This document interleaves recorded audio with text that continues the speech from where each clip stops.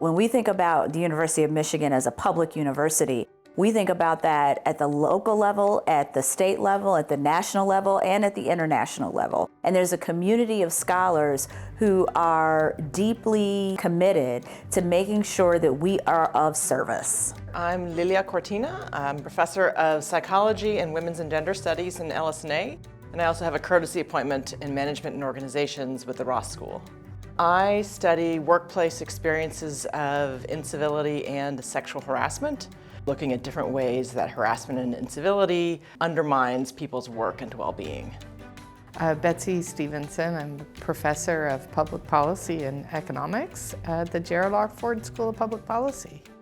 My work looks at the intersections of people's personal lives and their work lives. Betsey really embodies the best of a public engaged scholar. Betsey really does a fine job of speaking to multiple audiences, all for the greater good and for her desire to see better economic outcomes for everyone.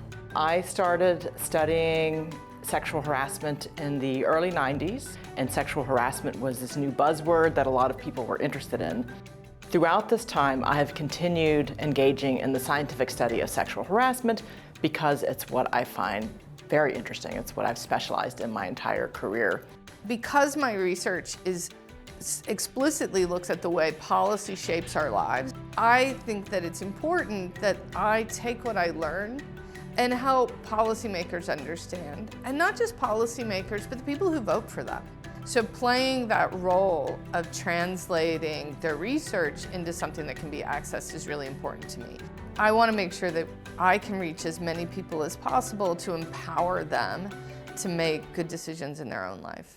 The 2018 Landmark Report that I co-authored. This was a report commissioned by the National Academies of Sciences, Engineering, and Medicine. The report reviews the most rigorous research to date on sexual harassment in the scientific and technical and medical workforce.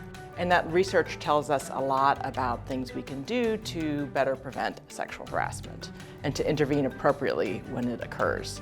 We've seen the work have a large impact nationally, both in higher education and beyond. I was really thrilled and grateful to receive this award. I'm deeply honored to receive this award. My initial action was surprise. I hadn't realized that my department had put me up for the award.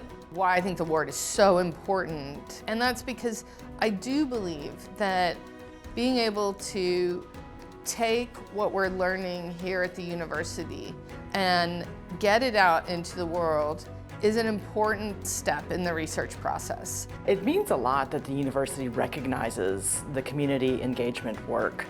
Our institution is known as a research powerhouse, and it's important that research reach members of the public, that it reach members of Congress. And awards like this help raise the value of the community engagement work. So it's deeply, deeply meaningful. So whenever anybody gets an award, it's because a bunch of other people did some work on their behalf. And that kind of community is just incredibly heartwarming, and it's something I really appreciate. I'm delighted and humbled.